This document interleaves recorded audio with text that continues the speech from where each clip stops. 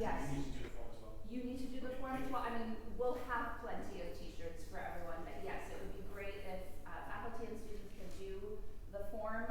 If you would like to do that this morning, I have QR codes that you can get directly to that form. So we are on track to have our beautiful t-shirts for our ensembles concert. The other thing is, if you haven't gotten one of these, The Art of Practicing Well, this is the latest installment for this week.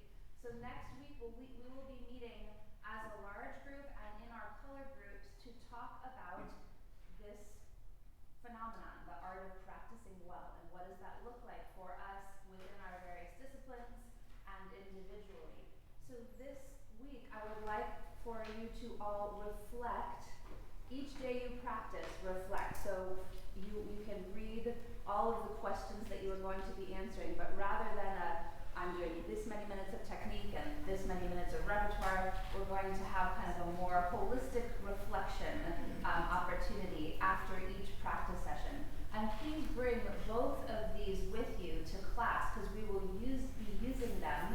So everyone needs to have it with them. We will be using them as part of our discussion on this topic. Okay? Wonderful? Great. So without further ado, I will introduce our speaker for today, Dr. Joe.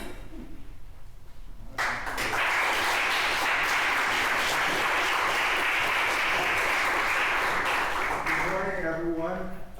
Those of you who do not know me, I am a student here, music major. You guys can call me Joe, one of the students. Most of you know that on the side, my side gig is doing science on the other side of campus.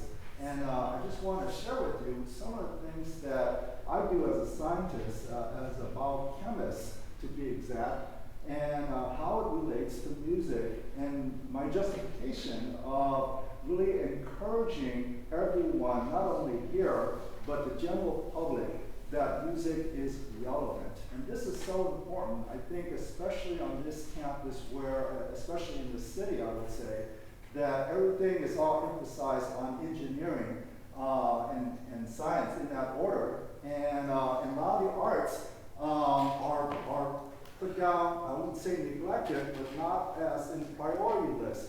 And the one thing I always want to point out to our administrators is that the relevance of music and how it goes beyond the appreciation of art. So we're going to talk about in terms of inflammation. This is what everybody in their lifetime will go through in one way or form or the other.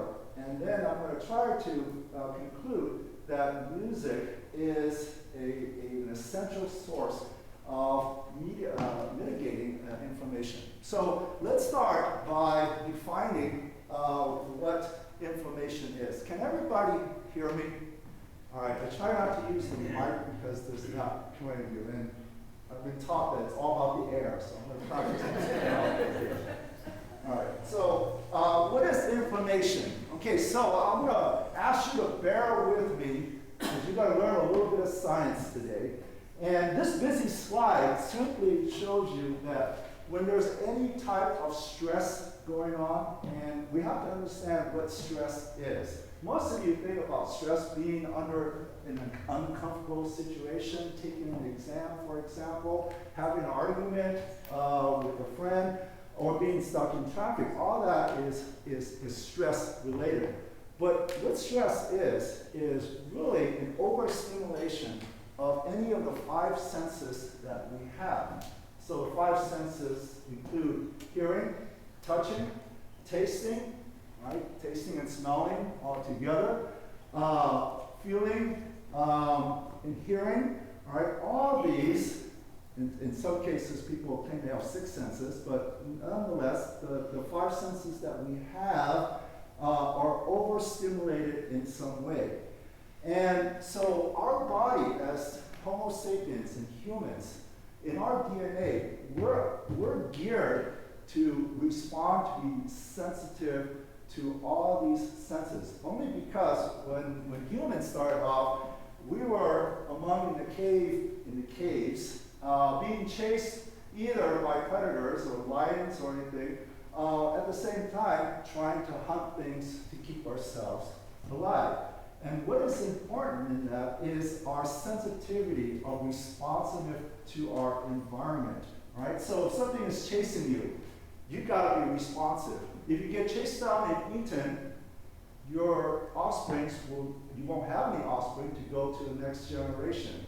If you are fast enough and are witty enough to escape your prey, then you are able to adapt and make it to the next generation. This is the basics of Darwinian selection. This is what you learn in Biology 101. So I bring this up because stress is a friend and foe. It was a friend when we lived in the caves, we meaning the human Homo sapiens species, and it was beneficial to us to respond to stress. Of course, the lifespan in the early days of humans were about 30 to 40 at best, because we were part of that natural selection. Natural selection meaning that, as I said before, you're being chased or chasing something for survival. And that also means to be resistant to pathogens and viruses and things like that. So your immune system is fired up. If it's not fired up, you wouldn't survive as well. Now, moving fast forward today, 2025, all right? Us humans now, we are not being chased, or most of us are not being chased by animals, right? We don't have to think about being chased down and eaten. Right, that stress response, all right, is not being utilized for that. Nor do we have to think about where I'm going to hunt down the next animal to eat. All right, that stress response. So all that is within us, and now our stress response is affecting us in a more negative way. And this is really what stress is about, and that response is called inflammation. All right, so that sets the context of what stress is really about. So overstimulation in giving you a rise to a biochemical response.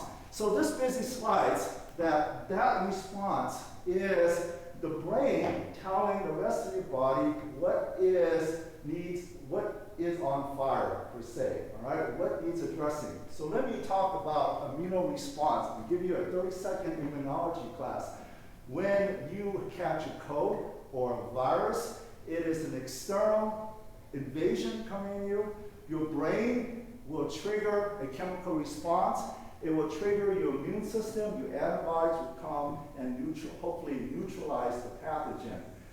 The invasion could come inside you too. If you have a cancer cell or something that should not be there, same thing. The brain responds, all right? And it triggers a chemical to your brain. The brain sends out help, and it takes care and it neutralizes. This is really the root of inflammation. It is the flaring up of all your antibody system, which is a required need in this case. Now, once the emergency is gone, then the question is whether that inflammation stays up, whether that crisis, all the antibodies sticks around. If they do, it has unintended consequences. And this is what we're going to talk about. So this busy diagram kind of tells you all the players. And if I'm going to make an analogy, all right? So if you see a fire, something catastrophic happened, what would you do? You guys all have cell phones. What would you do? If there's a fire breaking out, some catastrophic event, a crime, call 911, all right? So the brain is the same way. In your body, when there is something wrong, it sends a chemical. It calls the dispatch center. This is your brain. Your brain is very important. What happens after that? What happens after 911? They either dispatch police, fire, ambulance, all right, to the site, all right? And hopefully they will neutralize the situation. And when it's neutralized, what happens? Everybody dissipates, right? Nothing to see, let's move on. All right? This is a healthy situation. What is unhealthy is, what if the fireman puts out the fire, or the police comes in, the SWAT team comes in, what have you, and then after the crisis is over, they stick around, all right? They linger on. Provides a very uncomfortable environment, I would say, right? If you have, let's say, a whole army of soldiers just sticking around after the fact when there's nothing wrong, it has a very uncomfortable environment. So then another incident happens somewhere else. They call 911. 911 will dispatch. They can also send out the same thing. Sooner or later, there's not enough firemen to go around, not enough policemen, or everybody's out. This is what happens in the immune system. And these chemicals that you hear about, interleukin, cortisol, all these dispatch entities that's coming around. So let's talk about an inflammation state.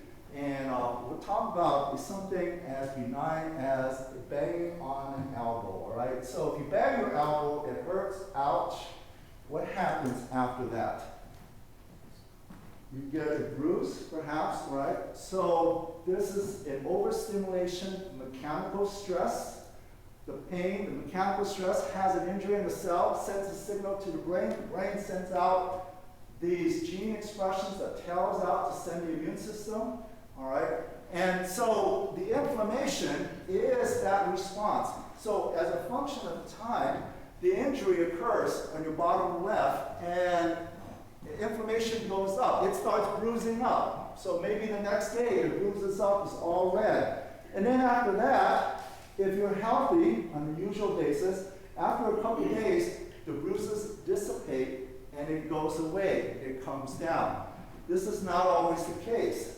Sometimes you get this person here, the bruise takes a little bit longer to go away. Maybe it doesn't take 3 days. Maybe it takes a week. Maybe it takes a month. Maybe it doesn't go away.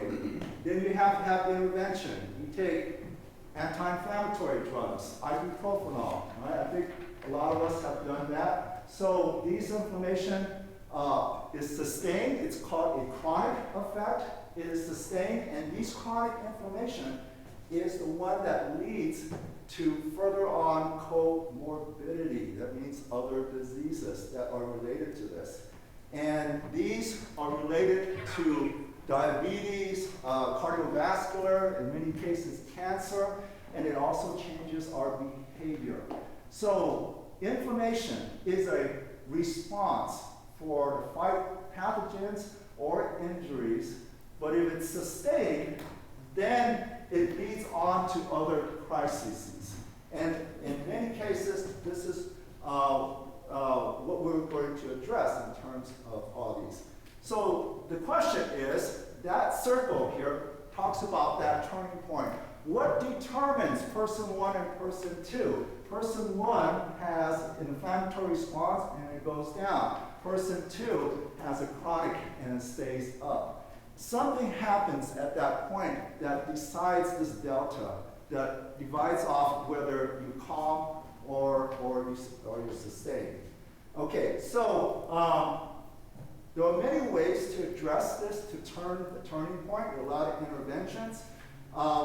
And this intervention is pretty important because inflammation not only has all these downstream comorbidities, as I said, and I named a few, but what is more, I think, relevant to today's problem is that you have a stimulus and you have a stress response. And again, as I said, like an elbow, now you have a more serious, something more stressful, an environment which has a chemical stress or a physical stress. And if it rises up, if it doesn't resolve, then the immune response sticks around. And what happens is that you're overstimulated and you get different types of behavior differences. That includes depression, high anxiety, and this leads to different types of diseases. Now, this is a yin and yang type of thing. Throw some little bit Asian philosophy here. This is all about balance here. All right, in the caveman days, we were reared up to be overinflamed because it was our means of survival. All right, it helped us escape from the saber-toothed tiger, or whatever it is, or to hunt down an animal. All right, but then after the hunt, we got to calm down. Today's society, our stress is different, but nonetheless, it's the same thing. It is a balance. And these balance are determined by our chemical compositions inside our body, our genes. Our genes are geared up to tell you what inflammatory genes are being triggered. So this is a balance between pro-inflammation and anti-inflammation or resolving, right? So in our body, in a healthy scenario, these are balanced in some way, but when one gets outweighs the other, this is where the problem starts. Okay, now, this is not just an interest that I find fascinating or scientifically interesting. This is actually personal to me, how I got into looking at stress response. And so this actually, this interest started really after 2010 at UH. Those numbers to change somewhat because we're expecting. So, those of you who do not know, 2010 we had a mass shooting on campus, and I was one of the survivors that came out. And after that, life changed, everything changed. It was a tragic event, but what was more relevant to me was watching how I responded and watching how my colleagues responded, those that survived, and ask themselves, why are they behaving the way that they are, or what kind of inflammatory response happens as a consequence of that? Most of the survivors that came out of that, we did notice that they can have some autoimmune type of issues, lupus, or some kind of immunity type of response. So this is back in 2011, 2012. Not much was known about inflammation and how it's associated with overstimulation. Remember, I defined overstimulation. So overstimulation could be a big sound, big light, all the combinations of these. And unfortunately, today, there are a lot of overstimulation in a negative way. And so these are found in war situations. Like I said, probably more mass shooting than we care for in this country. We have natural disasters, crime victims, all of these above fits in overstimulation as well. And so all this is now replacing our survival from being chased by animals or hunting. Now our survival is a little bit different, but our immune system is about the same. So these set forth on a whole different mission for me. So this is personal for me.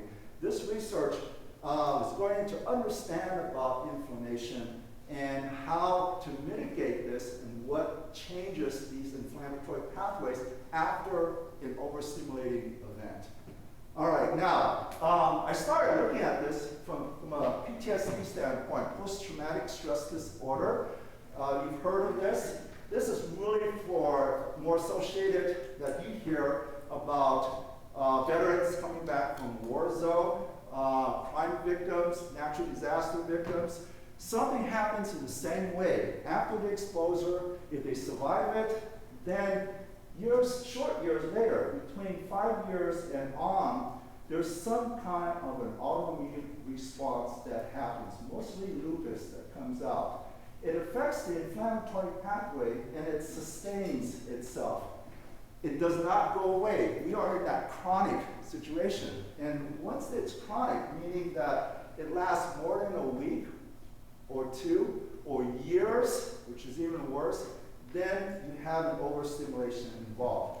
So a lot of this is linked to autoimmune diseases, other type of immune-associated, like chronic fatigue syndrome, nostalgia, and other types of autoimmunity response. So these are what has motivated me to look at this extensively as a research project and as a scientist. Now, one thing is that I figured out real quick, after a shooting, they brought in a lot of therapy dogs, sent us to a lot of psychologists, which is all fine, and we got sent to churches, petty dogs every day, reading Bibles, and the whole 9 yards of how to keep us psychological. So what I learned real quick, it is not psychological. It is very much physiological. And one thing that I found out was that, at least focused on, was the impact of the noise component of this. The noise component is actually pretty essential. A gunshot, several gunshots, an explosion, and even common noise pollution, all right? And if we ask ourselves the same thing, what is noise? Besides the name of Dr. Borrell's group, right? What is noise in the general sense? So if you look it up in the dictionary, the noise refers to as some kind of an undesired or disruptive or unharmonized sound, all right? It's basically something that triggers some kind of an immune response. The body interprets it as it should not be there, it's jolting something, and it's triggering some damage. It's setting up fires in our body. And so it's treated as a disturbance. And if we look at sound, per se, and this is what I was mostly intrigued about, different types of sounds will give you different types of physiological responses. Every year, there's a lecture about sound and the decibels, about using ear muffs and everything like that. This is kind of a range in decibels about what type of actions give sound. So the lowest the thresholds is your calm, rustling leaves, and then going to whispers, TVs, vacuum cleaners, and road traffic is at the yellow. It's about 80 decibels. And as you go on, chainsaws and machineries, as you get more to airplanes, you have about 140 decibels going on. And gunfire is way up there, including space rocket launches. All right, I included that because we're in a rocket city, even though we don't hear rockets. But if you've ever been to a launch, it's very, very loud. Okay, so this is kind of the range that we're looking at. It turns out where that arrow is the point of where we can detect a lot of the inflammatory response. And it also triggers a lot of the immune system that can be sustained for long periods of time and can give us health problems. All right, now, so what kind of health problems? You said, remember the brain is the 911 dispatch center. When there's an injury anywhere in the body, it sends a signal to the brain. It calls 911. The brain responds. It dispatches out the necessary components. Firemen, police, ambulance. In the body sense, it's secreting interleukin, COX-2, all these different genes that stimulates these immune response and comes in and say, this is not normal, you're killing us inside, you gotta save us. At this point, the body now responds, it goes to the site. And so this affects the whole organs. Organs are affected, the whole body's affected. It's the vital organs that have a lot of attention in terms of what these responses are. So here again, I know it's hard to see, but what you're seeing is a physiological cellular response. Again, I want to get you away from things that are psychological. A lot of people see this as a psychological incident. It is not. It's physiological. We could show you in terms of signaling and gene expressions and how it affects the organ tissues in this particular case. All right, so you cannot see this. I'm sorry, you can see it here.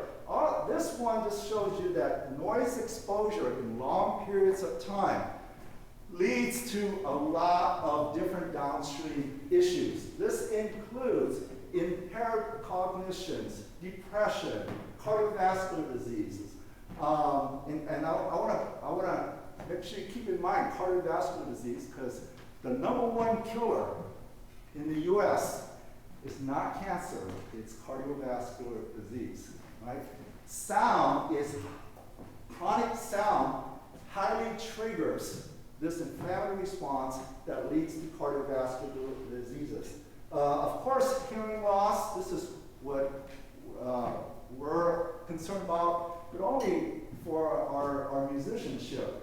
But for our general health, it goes beyond that. And again, this changes behavior, and especially when it hits the cognition. So noise, right, in this respect, when you're hitting to a certain levels for a long duration of time, it is very, very harmful and it's linked to these comorbidity. And I just want to remind you, this graph here is the daily deaths. So cardiovascular has it, strokes, heart attack, that all fits in. And these are also very tightly linked to excessive of sound. Okay, so we're almost done with the biology, right? So I want to point out, I said this is not psychological. We have evidence as a biologist, as a biochemist, we can actually measure what is the damaged site. Right? Remember we said, okay, there's a fire here, there's a tornado over there, all right, there's a crime scene over here. We call 911, they dispatch all these first responders. This is the biological first responders. Here's the damage, all right? In sound, long durations of sound at a certain decibel, and it's frequency dependent as well too. It disrupts the cell. Your cells, all right, it's a healthy cell, should be nice and plump. It has its cell membrane, a nice protective layer, its functional role inside. It has the nucleus, it has the DNA, and it has all the components for proper metabolism. Right? What that really means is that if you have a healthy cell, it's enough to sustain and take up food and turn over process to do its regular function. Now, if there's an oxidation occur, this is a chemical stress. A chemical stress is a conversion from hearing overstimulation of sound. Sound triggers an oxidation process, which means that the oxygen that is inside the cells here will now scavenge electrons. All right, this sounds scary. It sounds like freshman chemistry. But it's not scary. And it's scary only if you're the cell, because what happens is that if you have this going on, it ravages the cells and it pulls electrons and it makes everything unstable. So your cell either implodes or explodes. This is called apoptosis, if you want to call it a fancy word, right? Your cells are popping. So the middle one shows a damaged state, and then after that, if it goes far enough, this is a fully oxidative state. Your cell is totally disrupted. Your house just burned down. Ashes, the flames are going. First responders are here. By the time, the first responders are what's in red. Those are the antibodies. That's the inflammatory response. By the time they're all done, you get the shriveled cell, right? It's pretty much destroyed. And so, like in a fire situation, the house is in ashes, but it's okay. When the fireman leaves, rebuild, right? All right? It's going to take some time. Our cells are the same way. Your cells are destroyed, it will rebuild. But for it to rebuild, the fireman and the policeman has to get out of the way. Inflammation are those first responders in our cells that do not go away. These are the guests that never leaves. These are the first responders that never leaves the site. So you are never able to rebuild. Right? So a house burns down, ashes. If it's crowded with ambulance and firemen, you cannot go and repair what is damaged. This is what oxidative stress is about. And that oxidative stress has even more damaging effects. It could go to your DNA level, and that is a propagating effect. Once it hits the DNA level, then it goes to all sorts of places. And one of the places that's most vulnerable is called the mitochondria. The mitochondria is the energy cell. It's our battery cells. If that hits it, then it affects your energy level, and this is what chronic fatigue symptoms are all about as well too. Okay, so I painted a pretty gloomy story, and so what can we do about it? Well, here's the good news, all right? Remember I said in the beginning, how do we make music relevant? All right, well, here is where we come in, all right?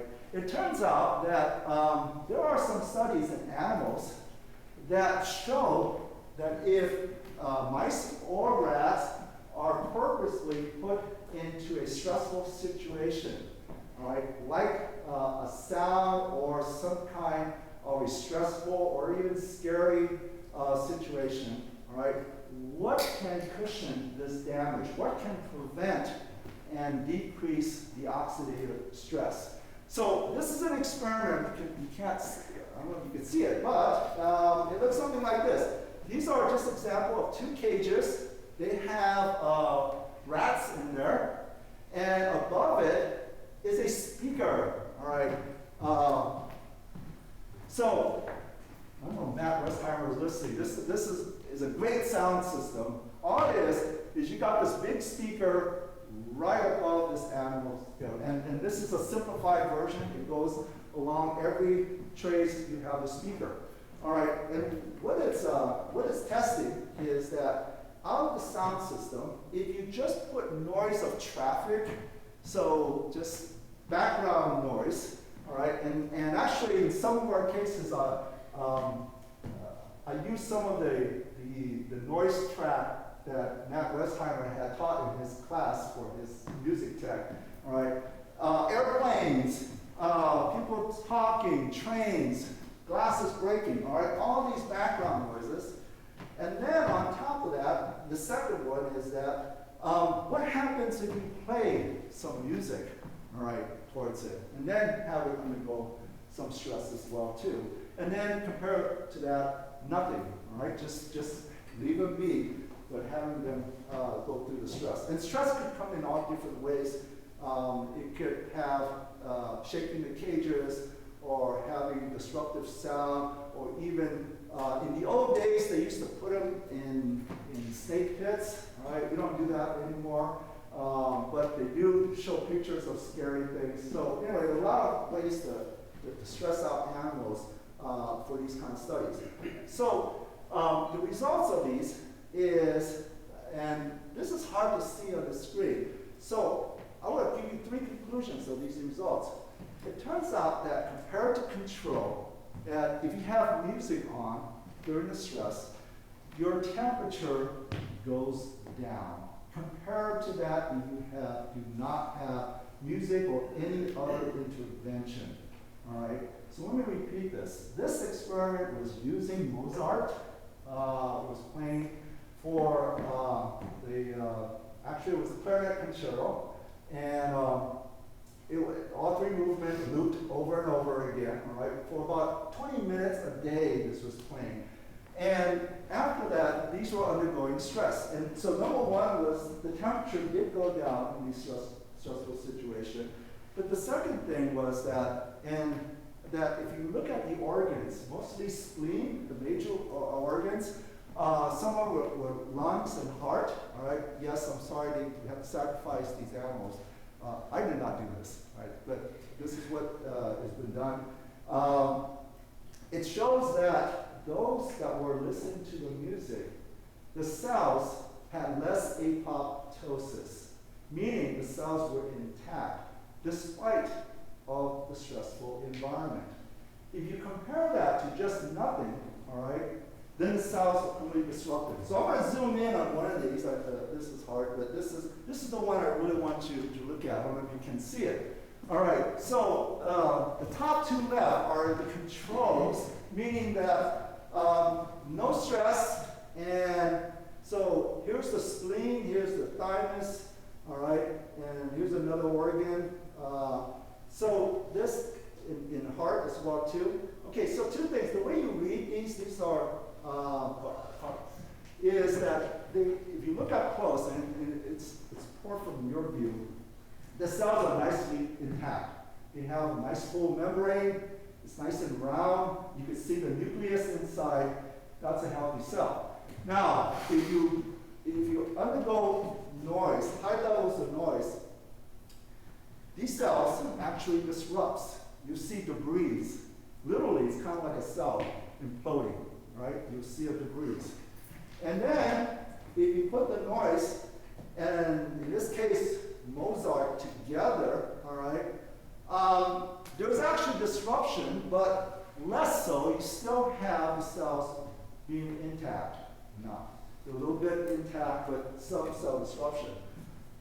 What is most staggering is that if you put the music on, all right, then the cells retain its plumpness and its roundness. So in all three organs, if you look at controls here and here, they all retain the round one. The music one all retain their round, and in some cases, they even become even more round and more distinct.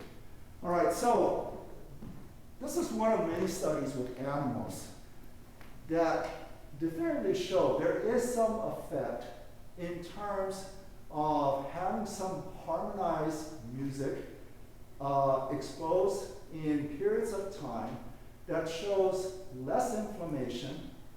And in short, when you have less inflammation, then you have, you have less cell disruption.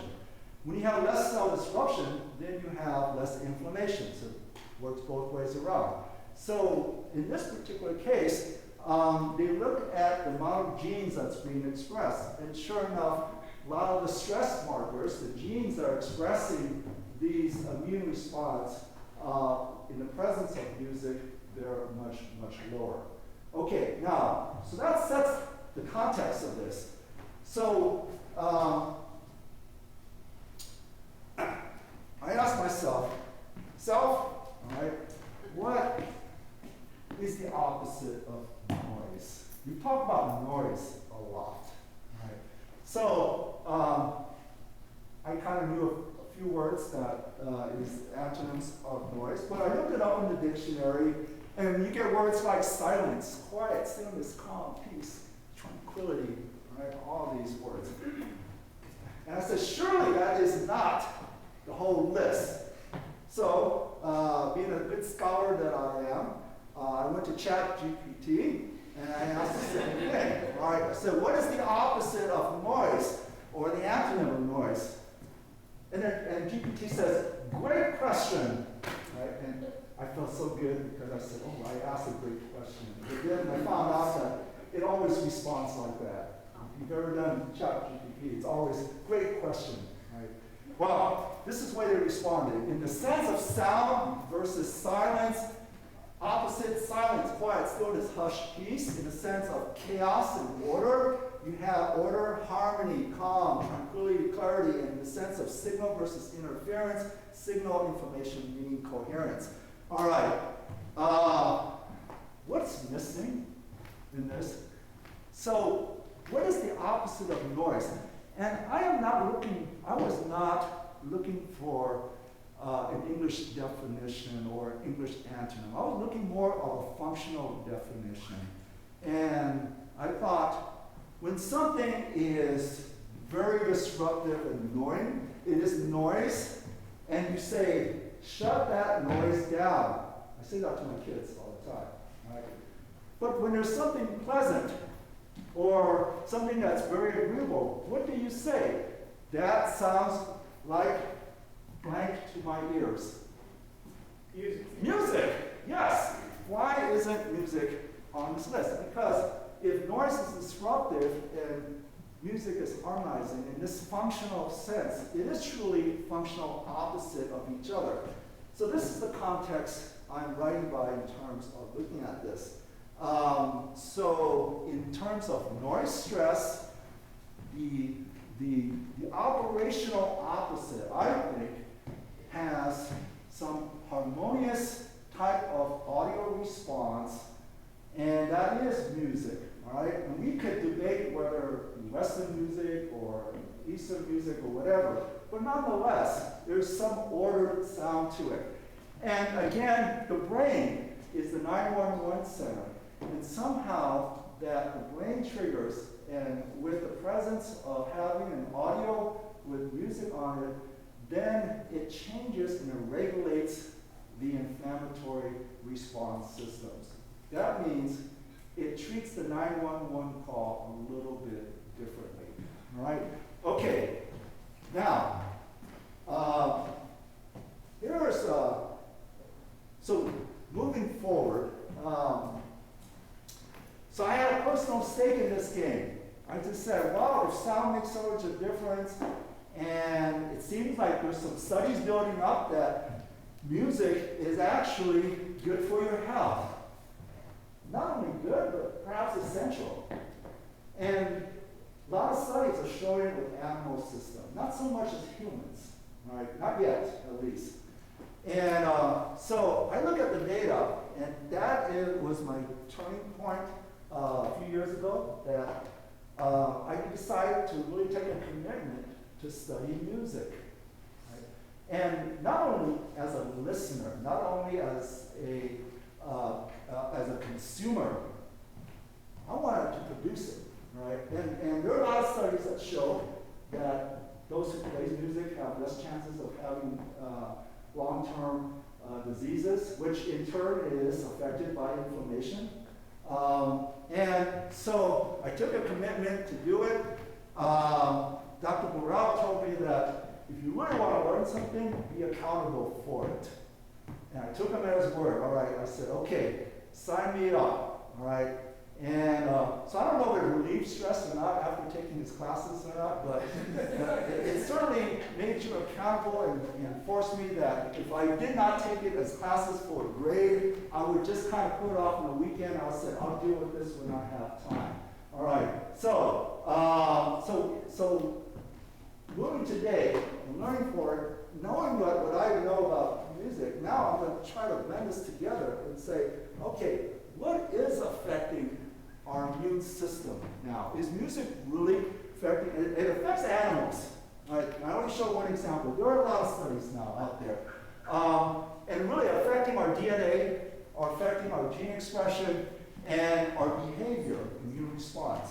So these are, so to do this, I actually, we started a company here at UH. UH was shareholder, all right? So I had to do this for practical reason because we needed money to do a study, right? But it helped us look at 20 panels, 20 immune markers. Right? Now, I'm not going to go through these, but I will tell you that they are divided into 3 categories. One is pro-inflammation. These are called cytokines. It means that these are responsible for your flare-ups. These are the 911 first responders.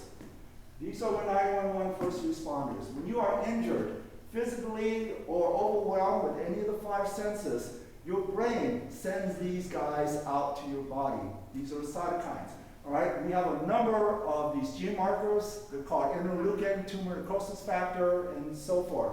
The second group are called anti-inflammatory regulatory markers. It means that when the police and the firemen arrives, when you're done cleaning it out, a chief has to come in and says, okay, we're done, let's move out. If you don't have that command, things will stick around. So these are the gene markers like interleukin 10, transforming growth factor. They tell the immune system to get out, all right? Both are important. And the third group markers is the, I'm going to lump it all into one. These are immune activation, oxidative stress, as well as neurodegeneration. All of these are involved with apoptosis and cell integrity, what I had talked about. That to keep the cells nice and plump and having it, preventing it from being disrupted. Okay, now, this is a blood test. This is the one that I had worked on for a number of years, and it wasn't last summer that I put it to the test, and that we, from a blood test, this is not a needle sticking in your arm. This is actually a button that goes in your shoulder, and we pull blood. Some of you may have done this with me already. It pulls about 1/2 ml of blood, and this is what we're looking at. Okay, so if we look at this, and the panels, there's 20 markers. Among the 20 markers are in that category, as I told you. You've got first responders, you've got pro-inflammatory, you've got anti-inflammatory, you've got cell integrity groups, all right? Okay, what you're seeing here is a healthy person meaning pretty calm, no traumatic experience, no stress, had lots of sleep, all right? So, I had a lot of candidates from my students that actually took these. This is what it looks like, a healthy individual. That red bar, that dotted line, it means that's a threshold. Anything above it means that it has a heightened elevation, and that should be addressed. Okay, so this is a healthy individual.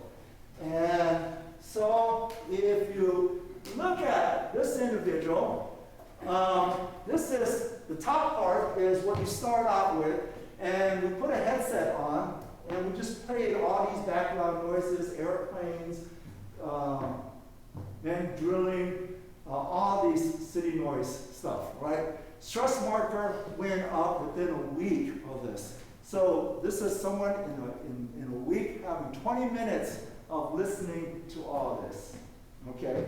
20 minutes, and they can do whatever they want. They could study, but listening to all this. So, first thing that's notable, all these inflammation markers goes up. We don't have to sacrifice anyone. We can actually now look at blood samples and look at these gene markers and ask ourselves, are these consistent with the animal system? Okay, now, here are, the left is a before and the right is after. We worked with some of the wellness center in town. These two folks are actually trauma surviving victims. They're actually crime victims, unfortunately.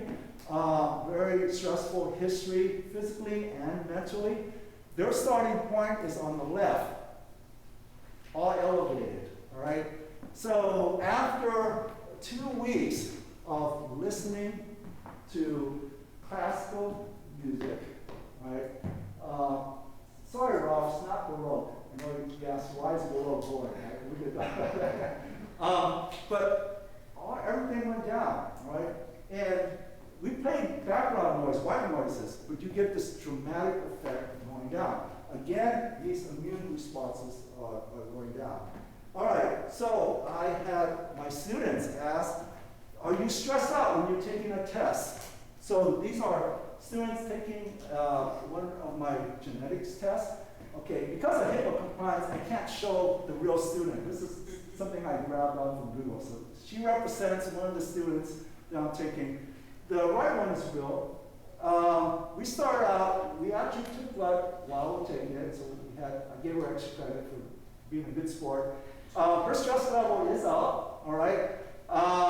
So as she's taking it, normally, her stress level stays up, and at the end, she's a little bit relieved, but nonetheless, it stays up. Okay, so the question is, what happens if a student listens to this while taking a test, all right?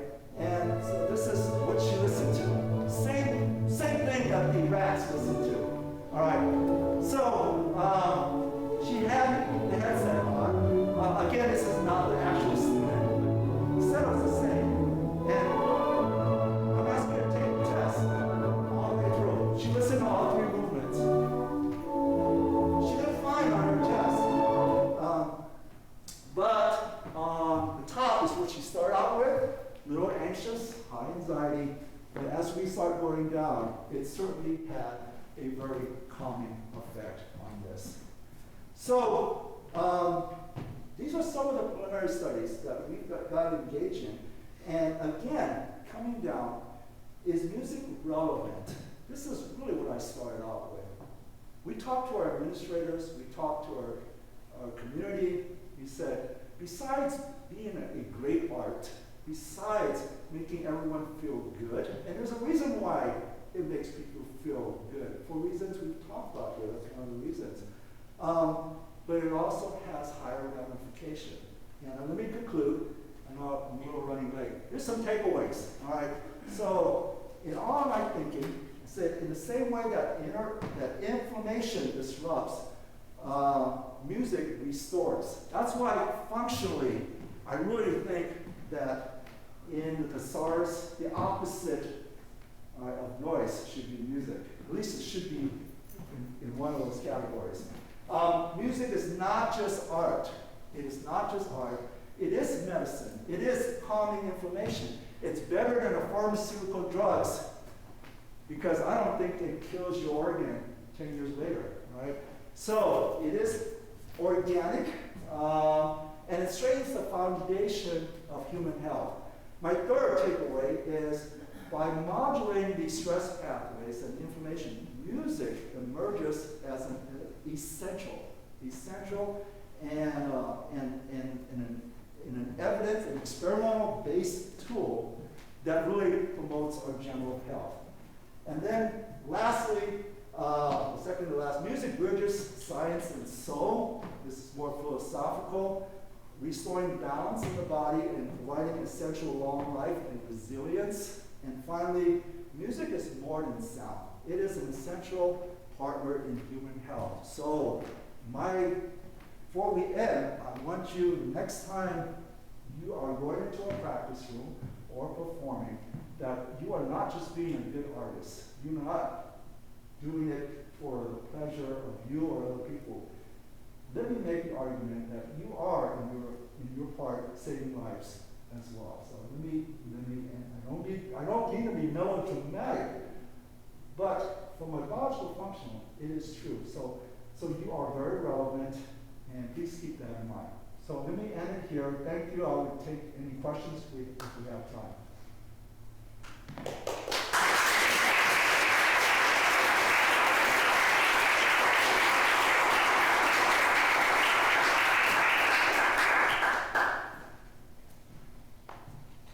I know we don't really have time. What do you think about binaural beats music? Yeah. So That might be another topic of another. Yeah. I mean, this is all really in the beginning. You can't sacrifice humans. I tried to think of ways that we can actually test out things that were done on animals and say, does this work for human beings? It's an intervention.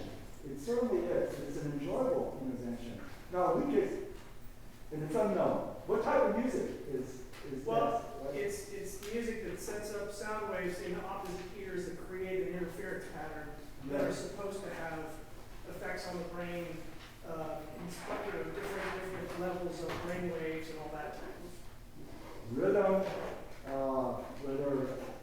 what wavelength you're paying on the average. Yeah, I mean, that's a good question. I can't tell you the answer to that because it's not enough done on it. Rob. Yeah, thank you. Very illuminating. As you know, I'm dealing with the philosophy of music, and so my questions comes from that. Would it make a difference what the subject listening to music is? Would it make a difference whether I am highly sensitive to music or whether I am totally amusical? So I would say that's an individual. So you and I, maybe our calming effect, maybe for me it's more classical, maybe for you it's more Baroque. Or maybe for some people it's hard rock music or heavy metal, for example. I know someone personally that heavy metal music really calms them down. Heavy metal makes me more nervous. But I think it's very individualistic in terms of what is more suiting for that individual. So Yeah, but my question goes beyond that. My question sort of tries to move beyond the sort of coincidental individuality, Joe versus Wolf. Is there a more fundamental susceptibility in the human subject that is necessary for these neurological processes to work. You and I know someone who is highly intelligent, and that person is absolutely insensitive to any kind of music, be it, you name it. Would it make a difference not for that particular person, but for subjects who are, in terms of their attitude, their cultural upbringing, totally and self-confessedly so amusical? The short answer, for the sake of time, I'll just answer yes. I think it does go beyond that, and there's a lot of parameters involved. I also know the person you're talking about, but I'll leave it at that because of it goes on to a big discussion, but I would say the short answer is absolutely. I would say definitively yes on that. Yes to what? That the attitude, the openness makes a difference? Or not? Yes, Yeah, absolutely. okay. Yeah, absolutely. Yeah.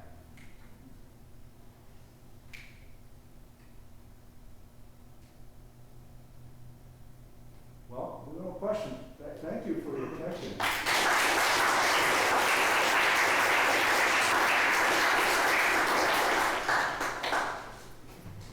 Thank you so much, Dr. Ng. Potentially, Dr. Ng, will this be will we be able to maybe access this? I know last time you sent me your Yeah, presentation. I can send you the slides. Yeah, so I'll go ahead and post these slides on Canvas, so that if you want to look back, I know I saw a bunch of people taking photos. Yeah, some of these you can't see on the screen, so yeah, I'll make them available.